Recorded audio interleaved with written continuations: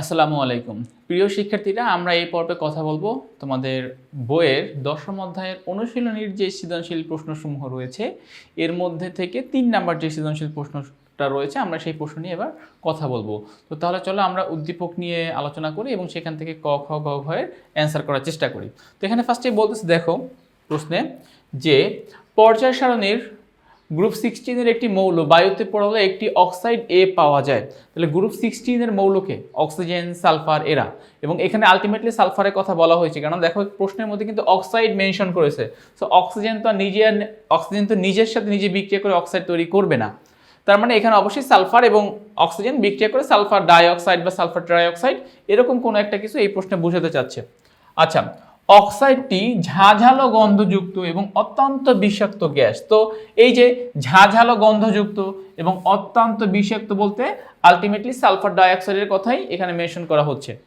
লার সাথে লিয়ার নীতি প্রয়োগ করে শিল্পক্ষেত্রে এ থেকে একটি অ্যাসিড বি তৈরি করা যায়। মানে লার সাথে লিয়ার নীতি অ্যাপ্লাই করে আমরা শিল্পক্ষেত্রে এ থেকে একটা অ্যাসিড বি তৈরি করতে পারি। ওকে, সো গেল আমাদের উদ্দীপক। এবারে আসা প্রশ্ন উত্তর। ফার্স্ট কোশ্চেন, আকরিক কাকে বলে? দেখো আকরিক কাকে বলে। তো আমরা এখন এই প্রশ্নের অ্যান্সারে যাব। ক নাম্বার প্রশ্ন, আকরিক কাকে বলে? আচ্ছা, সো এই যে অ্যান্সার আমরা পেয়ে গেছি। দেখো কি বলতেছে, যে সকল খনিজ থেকে লাভজনকভাবে ধাতু ও অধাতুকে সংগ্রহ ও নিষ্কাশন করা যায় সেই সকল খনিজকে আকরিক বলে। অর্থাৎ যেখান থেকে আমরা লাভজনকভাবে ধাতু অধাতুকে সংগ্রহ করতে পারি এবং নিষ্কাশন করতে পারি সে সকল খনিজকে আমরা কি বলবো? আকরিক বলবো। ফাইন, আমাদের কয়ের প্রশ্নের অ্যান্সার কমপ্লিট হয়ে গেল। এবারে যাব আমরা আমাদের ক্ষয়ের প্রশ্নে। ক্ষয়ের প্রশ্নে কি বলেছে দেখো, যে এ অক্সাইড অম্লধর্মী ব্যাখ্যা করো। মানে এ অক্সাইড বলতে যেহেতু আমরা বললাম সালফার ডাইঅক্সাইড, তো এই সালফার ডাইঅক্সাইডের মধ্যে অম্লের বৈশিষ্ট্য রয়েছে, এইটা আসলে আমাকে প্রমাণ করতে হবে। সেকেন্ড বিক্রিয়াতে যাচ্ছি। এইখানে আগে একটু দেখে নাও যে এখানে আসলে স্টার্টিংটা তারা কিভাবে করেছে। এখানে বলতেছে যে পর্যায় সারণীর গ্রুপ 16 এর মৌল সালফারকে বায়ুতে পড়ালে সালফার ডাইঅক্সাইড উৎপন্ন হয়। সালফারকে, এখানে সালফারের নাম কিন্তু মেনশন করে দিয়েছে যে সালফারকে বায়ুতে পড়ালে সালফার ডাইঅক্সাইড উৎপন্ন হয় যা ঝাঁঝালো গন্ধযুক্ত এবং অত্যন্ত বিষাক্ত গ্যাস। আচ্ছা, তাহলে উদ্দীপকের এ অক্সাইডটি হলো সালফার ডাইঅক্সাইড। উদ্দীপকের এ অক্সাইডটি কি হলো? উদ্দীপকের এ অক্সাইডটি হলো সালফার ডাইঅক্সাইড গ্যাস। আচ্ছা, সালফার ডাইঅক্সাইড হলো একটি অম্লধর্মী অক্সাইড। এখানে প্রশ্নের মধ্যে বলে দিচ্ছে যে সালফার ডাইঅক্সাইড হচ্ছে একটা অম্লধর্মী, দ্যাট মিন্স এর মধ্যে একটা অ্যাসিডীয় বৈশিষ্ট্য রয়েছে, কারণ এটি পানির সাথে বিক্রিয়া করে সালফিউরাস অ্যাসিডের সঙ্গে হচ্ছে এইটা। তো একটা বৈশিষ্ট্য তোমাকে বলে দিচ্ছে যে এই পানির সাথে বিক্রিয়া করে সালফিউরাস অ্যাসিড উৎপন্ন করতে পারে। আবার শুধু পানির সাথেই না, এ কিন্তু ক্ষারের সাথে বিক্রিয়া করেও লবণ এবং পানি উৎপন্ন করতে পারে। সো দুইটা বৈশিষ্ট্য এখানে আমরা পাচ্ছি। নাম্বার 1, সে পানির সাথে বিক্রিয়া করে সালফিউরাস অ্যাসিড উৎপন্ন করতে পারে, আর নাম্বার 2, সে ক্ষারের সাথে বিক্রিয়া করে লবণ এবং পানি তৈরি করতে পারে। তো বোথ কেস থেকেই কিন্তু আমরা প্রমাণ পাচ্ছি যে না, হ্যাঁ, এই অ্যাসিডটা একটা অম্লধর্মী, এই গ্যাসটা একটা অম্লধর্মী গ্যাস হতে পারে। এবারে চলো আমরা সেই পরীক্ষামূলক যে প্রমাণগুলো আছে আমরা সেই পরীক্ষামূলক প্রমাণগুলো করে ফেলি। খেয়াল করো, সালফার ডাইঅক্সাইড এবং পানি বিক্রিয়া করে কি উৎপন্ন করতেছে? Sulphurous acid. এবং সালফিউরাস অ্যাসিডকে যদি আমরা বিয়োজিত করি তখন কি পাবো আমরা? তখন আমরা পাবো হচ্ছে 2H প্লাস SO3 2-। এইভাবে আমরা এটাকে দুই ভাগে ভাগ করতে পারি। তো যেহেতু সে আমাদেরকে সালফিউরাস অ্যাসিড জলীয় দ্রবণে হাইড্রোজেন আয়ন দিচ্ছে, তাহলে অবশ্যই এটাকে আমরা অ্যাসিড বলবো, এবং দেন বাকি যে প্রসেসগুলো আছে সেই প্রসেসগুলো আমরা এখানে দেখালাম। সেকেন্ড পার্ট হচ্ছে সালফার ডাইঅক্সাইড গ্যাস সোডিয়াম হাইড্রোক্সাইডের সাথে বিক্রিয়া করে সোডিয়াম বাইসালফাইড উৎপন্ন করবে NaHSO3। এখানে মূলত আমরা একটা লবণ উৎপন্ন করতে পারতেছি, বাট এর থেকেও যেই বিক্রিয়াটাকে আমার এটাও হবে, এই বিক্রিয়াটা আসলে লজিক্যাল, তোমরা যদি লিখবে এটা ভুল হবে না। তবে এর থেকেও যেটা আমার কাছে পার্সোনালি ইন্টারেস্টিং লাগে সেটা হচ্ছে এইটা, সালফার ডাইঅক্সাইড এবং সোডিয়াম হাইড্রোক্সাইডের দুই অণু নিব, তাহলে এখান থেকে উৎপন্ন হবে সোডিয়াম সালফাইড Na2SO3 এবং পানি। সো এই সোডিয়াম সালফাইড একটা লবণ, বা সোডিয়াম বাইসালফাইড এটাও একটা লবণ। দুইটাই কিন্তু লবণের সংকেত, এটাও একটা লবণের সংকেত, এটাও একটা লবণের সংকেত। দুইটাকেই আমি লবণের সংকেত হিসেবে চিহ্নিত করতে পারি। সোডিয়াম সালফাইড বা সোডিয়াম বাইসালফাইড, লবণ এবং পানি। সো যেহেতু আমরা বলছি যে এই যে সোডিয়াম হাইড্রোক্সাইড যে একটা ক্ষার, এটা নিয়ে তো কারো কোনো সন্দেহ নাই, তাহলে ক্ষারের সাথে অবশ্যই কি বিক্রিয়া করেছে? অম্লীয় কোনো একটা অক্সাইড বিক্রিয়া করেছে, বিক্রিয়া করে লবণ এবং পানি উৎপন্ন করেছে। তো যেহেতু সালফার ডাইঅক্সাইডের দুইটা বিক্রিয়া, দুইটা মেজর বিক্রিয়া, নাম্বার 1, সে পানির সাথে বিক্রিয়া করে অ্যাসিড উৎপন্ন করতে পারে, এখান থেকেও আমি তার অম্লীয় ধর্মের বৈশিষ্ট্য পাই।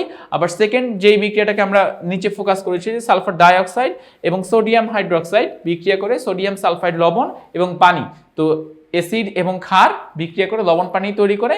এক্ষেত্রে সালফার ডাইঅক্সাইডের অম্ল ধর্মের প্রমাণ আমরা এই দুইটা বিক্রিয়া থেকে পেয়ে যাচ্ছি। ওকে, যাচ্ছি আমরা আমাদের গ এর প্রশ্নে, আমাদের খ এর কোশ্চেনটাও শেষ। গ এর প্রশ্নে কি বলছে দেখো, উদ্দীপকের বি অ্যাসিডটি তৈরি করার প্রক্রিয়া বর্ণনা করো। অর্থাৎ এই যে আমরা বললাম যে এ থেকে, মানে এখানে ফার্স্ট অফ অল আমরা লা সাথে লিয়ার নীতি অ্যাপ্লাই করে দেন এ থেকে একটা বি অ্যাসিড তৈরি করব। তো সালফার ডাইঅক্সাইড থেকে কিন্তু আলটিমেটলি সালফিউরিক অ্যাসিড প্রস্তুত করা যায়। এখানে আমাদেরকে পুরো প্রসেসে, মানে পুরো অংশে এই জিনিসটি আলটিমেটলি তারা আমাদেরকে ব্যাখ্যা করতে বলেছে। আচ্ছা, তো তাহলে কি করতে হবে দেখো, আমরা স্টেপ বাই স্টেপ বিক্রিয়াগুলো দেখাই। তো প্রথম বিক্রিয়াটা আসলে আলটিমেটলি এরকম ছিল যে সালফার, এই যে সালফার বায়ুর অক্সিজেনের সাথে বিক্রিয়া করে কি উৎপন্ন করতেছে, সালফার ডাইঅক্সাইড, যেটা আমাদেরকে ফার্স্টেই বলা ছিল যে গ্রুপ 16 এর একটি মৌল অক্সাইড তৈরি করেছে। তো সেই অক্সাইডটা কিন্তু সালফার ডাইঅক্সাইড নাম্বার 1। নাম্বার 2, এবার সেই সালফার ডাইঅক্সাইড অক্সিজেনের সাথে বিক্রিয়া করে উৎপন্ন করতেছে সালফার ট্রাইঅক্সাইড SO3, এটাকে বলতেছি আমরা সালফার ট্রাইঅক্সাইড। তো এই যে লা সাথে লিয়ার নীতির কথাটা মেনশন করেছে, এইখানে কিন্তু আলটিমেটলি এই যে প্রভাবকগুলো দেখো, এখানে আমরা প্রভাবক হিসেবে ব্যবহার করতেছি প্লাটিনাম অথবা ভ্যানেডিয়াম পেন্টঅক্সাইড, এবং তাপমাত্রা কত 450 থেকে 550 ডিগ্রি সেলসিয়াস তাপমাত্রা। এই বিক্রিয়াটা কিন্তু একটা তাপ উৎপাদী বিক্রিয়া, অর্থাৎ সালফার ডাইঅক্সাইড থেকে যে সালফার ডাইঅক্সাইড থেকে আমি যে সালফার ট্রাইঅক্সাইড উৎপন্ন করব অক্সিজেনের সাহায্যে, এই যে প্রসেসটা, সম্পূর্ণ প্রসেসটা একটা তাপ উৎপাদী বিক্রিয়া। তো তাপ উৎপাদী বিক্রিয়াতে আমি মন মতো তাপ দিতে পারবো না, আমাকে একটা ফিক্সড তাপ, সেটা অবশ্যই তাপ কমাতে হবে এবং একটা ফিক্সড তাপে আমাকে সেই বিক্রিয়াটা কমপ্লিট করতে হবে যাতে করে আমার সালফার ট্রাইঅক্সাইডের পরিমাণটা বৃদ্ধি পায়। এটাই তো লা সাথে লিয়ার নীতি। তবে সেই ফিক্সড তাপের মান 450 থেকে 550 ডিগ্রি সেলসিয়াস তাপমাত্রা, অর্থাৎ এই তাপমাত্রায় এই বিক্রিয়াটা অনেক ভালোভাবে স্মুথলি সম্পন্ন হবে। এবং এখানে আমি প্রভাবক হিসেবে ভ্যানেডিয়াম পেন্টঅক্সাইড ব্যবহার করতে পারবো সালফার ট্রাইঅক্সাইড উৎপন্ন করে, মানে করে আর কি। আমাদের সালফার ট্রাইঅক্সাইডের পরে দেখো দুইটা কাজ কি কি বলতো। একটা হচ্ছে সালফার ট্রাইঅক্সাইডের পরে আমরা সালফিউরিক অ্যাসিড নিব, মানে সালফার ট্রাইঅক্সাইডের সাথে সালফিউরিক অ্যাসিড নিব, এখান থেকে আমরা ওলিয়াম প্রস্তুত করব। এইখানে একটা ইনকোয়ারি আছে, তোমরা অনেকে বলতে পারো স্যার সালফার ট্রাইঅক্সাইডের সাথে যদি আমরা পানির বিক্রিয়া ঘটাই তাহলেই তো একই সাথে সালফিউরিক অ্যাসিড উৎপন্ন হয়ে যাচ্ছে H2SO4। কিন্তু এইখানে একটা সমস্যা হয় কি, যে শিল্পক্ষেত্রে এইটা আসলে কাজের ব্যাঘাত ঘটায়। দেখো সালফার ট্রাইঅক্সাইড একটা গ্যাসীয় পদার্থ, এখান থেকে তুমি বিক্রিয়া করাবা জলীয় বাষ্পের, মানে এই যে আমরা পানি দেখতে পাচ্ছি এটা কিন্তু আলটিমেটলি জলীয় বাষ্প। তাহলে সালফার ট্রাইঅক্সাইড গ্যাসীয়, পানি হচ্ছে জলীয় বাষ্প, এরা পরস্পরের সাথে বিক্রিয়া করে যে সালফিউরিক অ্যাসিডটা উৎপন্ন করবে এটা মূলত গ্যাসীয় সালফিউরিক অ্যাসিড।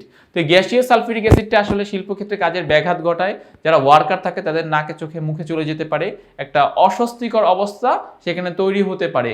এবং এই পুরো প্রসেস থেকে সালফিউরিক অ্যাসিড শীতল করে আবার নতুন, মানে শীতল করে ঠান্ডা করে আবার সেটাকে সংরক্ষণ করা অনেকটা কষ্টকর। এই জন্য আসলে আমরা এই ঝামেলাযুক্ত প্রসেসে না গিয়ে আমরা কি করি দেখো, আমরা সালফার ট্রাইঅক্সাইডের সাথে আমরা সালফিউরিক অ্যাসিড যুক্ত করি। সালফিউরিক অ্যাসিড যুক্ত করলে এখান থেকে ওলিয়াম প্রস্তুত হয়, H2S2O7 ওলিয়াম, বা এটাকে অনেক সময় তোমরা পাইরো সালফিউরিক অ্যাসিড বলতে পারো, অথবা তোমরা এটাকে ধূমায়মান সালফিউরিক অ্যাসিড বলতে পারো।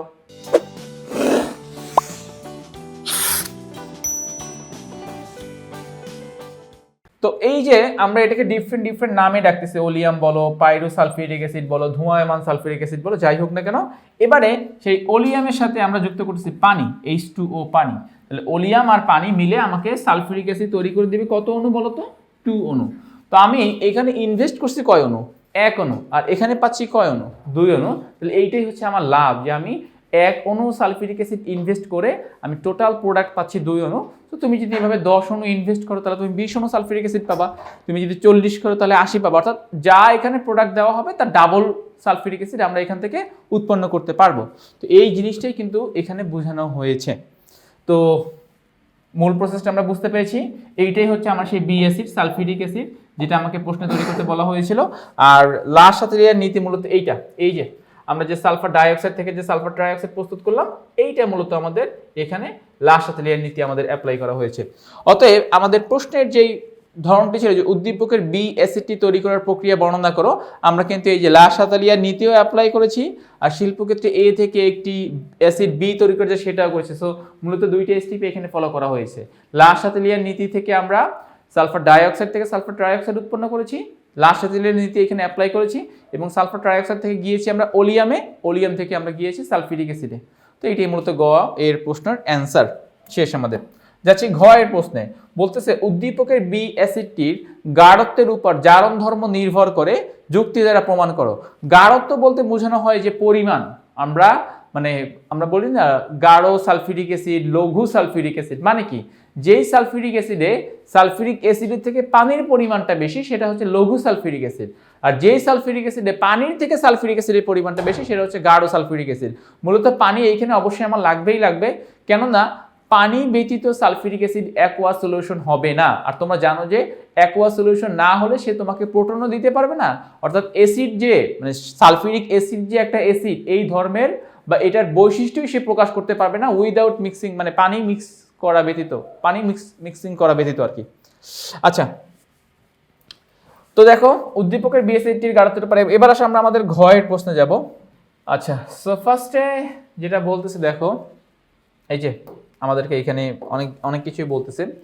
তো প্রথম কথা হচ্ছে সালফিউরিক অ্যাসিডের গাঢ় যে সালফিউরিক অ্যাসিড থাকে সেই গাঢ় সালফিউরিক অ্যাসিড কপারের সাথে বিক্রিয়া করতে পারে, কপারের সাথে বিক্রিয়া করে এখানে আসলে জারণ ঘটাচ্ছে, কপারের জারণ ঘটাচ্ছে। বুঝবো কিভাবে, খেয়াল করো, গাঢ় সালফিউরিক অ্যাসিড প্লাস কপার, এখানে বিক্রিয়াটা কিভাবে হয় একটু দেখো। ফার্স্টে তুমি একটা কাজ করো, আচ্ছা আমি বিক্রিয়াটাকে একটু অন্য ওয়েতে দেখাই, তাহলে হয়তো তোমরা এটাকে আর একটু ভেঙে বুঝতে পারবা।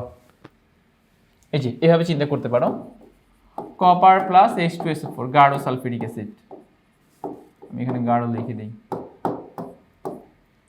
আচ্ছা, আমাদের প্রথম কাজ দুই ভাগে ভাগ করা, হাইড্রোজেন সালফেট মূলক। তো দেখো যেহেতু তুমি 2 অণু সালফিউরিক অ্যাসিড নেবে, এখানে কিন্তু 2 অণু, 2 অণু সালফিউরিক অ্যাসিড আমাকে নিতে হবে বিক্রিয়া করার সময়।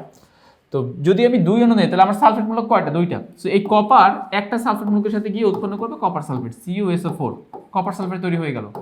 প্লাস আমার কাছে তো আরো একটা সালফেট মূলক আছে, SO4, তো আমার কাছে আরো একটা আছে। এখান থেকে দেখো তো কি করা যায়, এখান থেকে সালফার ডাইঅক্সাইড তৈরি করা যায়, আর 2টা অক্সিজেন, জাস্ট অণু না, 2টা অক্সিজেন আমার কাছে আছে আর কি, অণু না, জাস্ট 2টা অক্সিজেন আমার কাছে আছে। তাহলে তুমি এখান থেকে সালফার ডাইঅক্সাইড তৈরি করো। আর খেয়াল করো যেহেতু 2 অণু দিচ্ছে তাহলে হাইড্রোজেন কয়টা? এখানে 4টা, আর এখানে অক্সিজেন আছে কয়টা? 2টা। তাহলে পানি তৈরি হবে কয় অণু? পানি তৈরি হবে 2 অণু, সো 2H2। মূলত এইভাবে আসলে বিক্রিয়াটা কমপ্লিট করা যায়। কপার প্লাস গাঢ় sulphuric acid is equals to copper sulphate, sulphur dioxide plus পানি। তো এখানে জারণ ধর্ম হয় কার? কপারের, কারণ কপারের জারণ মান এখানে কত? 0। কপারের জারণ মান এখানে কত? +2। তাহলে কপার কি হয়? 2টা ইলেকট্রন ত্যাগ করে কপার 0 থেকে কপার 2+ হয়। তাহলে এই যে 0 থেকে কি হচ্ছে? কপার 2+ হচ্ছে, 0 থেকে কপার 2+ হচ্ছে, কপার 2টি ইলেকট্রন ছেড়ে দিচ্ছে। তার মানে আমরা এখানে বলতে পারি যে হ্যাঁ এখানে কি হচ্ছে? কপারের জারণ ধর্ম ঘটছে। কপারের এখানে কি হচ্ছে? কপারের এখানে জারণ ধর্ম ঘটতেছে। তো বলা যায় যে গাঢ় সালফিউরিক অ্যাসিডের আসলে জারণ ধর্ম আছে এবং এটা আমরা এই বিক্রিয়া থেকে আমরা প্রমাণ করতে পারি। আরেকটা বিক্রিয়া দেখো, সালফিউরিক অ্যাসিড এবং হাইড্রোজেন আয়োডাইড। আচ্ছা তাহলে কি হবে এখানে দেখো তো। আচ্ছা, তো সালফার আর হাইড্রোজেন মিলে হাইড্রোজেন সালফাইড, আয়োডিনটা পৃথক হয়ে যাচ্ছে, এখান থেকে পানি তৈরি হচ্ছে। তো এখানে যেটা বলতেছে যে আয়োডিন কি হচ্ছে বলতো, এখানে আয়োডিন কত? এখানে আয়োডিন -1, আর এখানে আয়োডিন কত? আয়োডিন এখানে 0। সো আয়োডিনের বিজারণ ঘটতেছে, সে -1 থেকে সে 0 হচ্ছে, তার মানে অবশ্যই সে আয়োডিনের জারণ ঘটতেছে, বিজারণ না। -1 থেকে সে 0 হচ্ছে, তার মানে সে ইলেকট্রন ছেড়ে দিচ্ছে। অবশ্যই এখানে আমার 2 অণু হাইড্রোজেন আয়োডাইড নিতে হবে। যাই হোক, সো এখানেও জাস্ট এনাদার একটা বিক্রিয়া থেকে আমাদেরকে বোঝালো।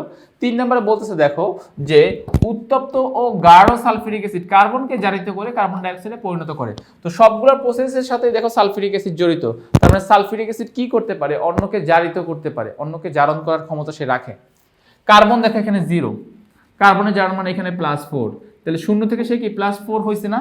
0 থেকে সে কি হয়েছে? এখানে +4 হয়েছে। তো 0 থেকে যে +4 হলো, এখানে কি কার্বন ডাইঅক্সাইডের মধ্যে যে কার্বন রয়েছে তার জারণ ঘটতেছে। জারণ যার ঘটে সে কি হয়? জারিত হয়। তাহলে কার্বন এখানে একটা কি পদার্থ? বিজারক পদার্থ। সো এইভাবে আসলে আমরা বলতে পারি যে গাঢ় সালফিউরিক অ্যাসিডের এরকম জারণ ধর্ম আছে, সে অন্যকে জারিত করতে পারে, সে অন্যকে জারিত করার সক্ষমতা তার ভিতর রয়েছে। ওকে, সো গেল এইটুকু। তো দেখো লাস্টে এটাই বলতেছে, কাজেই লঘু সালফিউরিক অ্যাসিডের কোনো জারণ ধর্ম না থাকলেও গাঢ় সালফিউরিক অ্যাসিডের জারণ ধর্ম রয়েছে। এইখানে যে 3টা বিক্রিয়া নিয়ে আমরা কথা বললাম, এই যে 3টা বিক্রিয়া, একটা হচ্ছে কপার, একটা হচ্ছে হাইড্রোজেন আয়োডাইড। এবং এই হাইড্রোজেন আয়োডাইডের মধ্যে মূলত এইখানে আসলে ফোকাস হচ্ছে সালফারকে। দেখো সালফারের জারণ মান এখানে +6, মানে সালফিউরিক অ্যাসিডের মধ্যে যে সালফারটা রয়েছে ওর জারণ মান +6 আর এখানে ওর জারণ মান -2। তো কি করছে সে বলতো, সে +6 থেকে -2 হচ্ছে, তার মানে সেই আসলে ইলেকট্রন গ্রহণ করছে। ইলেকট্রন ত্যাগ করছে কে? ইলেকট্রন ত্যাগ করতেছে আয়োডিন, -1 থেকে 0 হয়েছে। তো সে এখানে আসলে ইলেকট্রন ত্যাগ করেছে। তো এই যে ব্যাপারগুলো, যে এখানে আসলে ইলেকট্রন ত্যাগ করতেছিল কপার, এখানে ইলেকট্রন ত্যাগ হচ্ছে আয়োডিন দ্বারা, এখানে ইলেকট্রন ত্যাগ হচ্ছে কার্বন দ্বারা, এই সমস্ত ইলেকট্রন ত্যাগ বা সমস্ত জারণ ধর্মের পিছনে কে দায়ী? মূলত সালফিউরিক অ্যাসিড। কিরকম সালফিউরিক অ্যাসিড? গাঢ় সালফিউরিক অ্যাসিড। এখানেও গাঢ় সালফিউরিক অ্যাসিড নিচ্ছি, এখানেও সব জায়গাতেই। তো আসলে আমাদের প্রশ্নে এই বিক্রিয়াগুলো যদি আমরা লিখে দিতে পারি বা মূল কথাগুলো বলতে পারলে আমাদের হয়ে যাবে। তো আমাদেরকে লাস্টে বলতেছে, কাজেই লঘু সালফিউরিক অ্যাসিডের কোনো জারণ ধর্ম না থাকলেও, গাঢ় সালফিউরিক অ্যাসিডের কি রয়েছে? জারণ ধর্ম রয়েছে। তো আমরা আমাদের ঘতে যদি এই পয়েন্টগুলো আমরা ব্যাখ্যা করে দিতে পারি, আমাদের ঘয়ের অ্যান্সারও অ্যাপ্রোপ্রিয়েট হয়ে যাবে। সো ঘতে এটাই বলতেছে যে উদ্দীপকের বি অ্যাসিডটির গাঢ়ত্বের উপর, গাঢ়ত্ব মানে কি? গাঢ় বলতে কতটুকু সালফিউরিক অ্যাসিড তার মধ্যে রয়েছে, জারণ ধর্ম নির্ভর করে যুক্তি দ্বারা প্রমাণ করে। সো আমরা যদি এখানে যে কথাগুলো আমরা মেনশন করলাম, এই কথাগুলো যদি আমরা সুন্দর মতো লিখে দিতে পারি আমাদের ঘয়ের অ্যান্সারে, কথার থেকেও মূলত ইম্পর্টেন্ট হচ্ছে বিক্রিয়াগুলো। তোমরা অলওয়েজ মনে রাখবা, কেমিস্ট্রির যে কোনো কথা বা যে কোনো আলোচনা যখন আমরা বিক্রিয়ার সাহায্যে বলবো, বিক্রিয়া থেকে বলবো, তখন সেটা অ্যান্সারটাও সুন্দর হবে, আমরা মার্কসটাও সেখানে অনেক ভালো পাবো। তো আমাদের ঘরের জন্য কিন্তু আমরা 3টা বিক্রিয়া দিয়েছি। এই 3টে বিক্রিয়া খুবই গুরুত্বপূর্ণ। এই 3টে বিক্রিয়ার সাহায্যে কিন্তু প্রমাণ করা যায় যে গাঢ় সালফিউরিক অ্যাসিডের জারণ ধর্ম রয়েছে, সে অন্যকে চাইলে জারিত করতে পারে। এই কথাগুলো বিক্রিয়ার সাহায্যে বললেই আমাদের হয়ে যাচ্ছে। তো তাহলে আজকে আমাদের এই সৃজনশীল প্রশ্নের একদম শেষ পর্যায়ে আমরা চলে এসেছি। আজ এই পর্যন্তই। নতুন কোনো সৃজনশীল পর্ব নিয়ে আবার তোমাদের সামনে হাজির হব। ততক্ষণ সবাই ভালো থাকো, সুস্থ থাকো। আল্লাহ হাফেজ।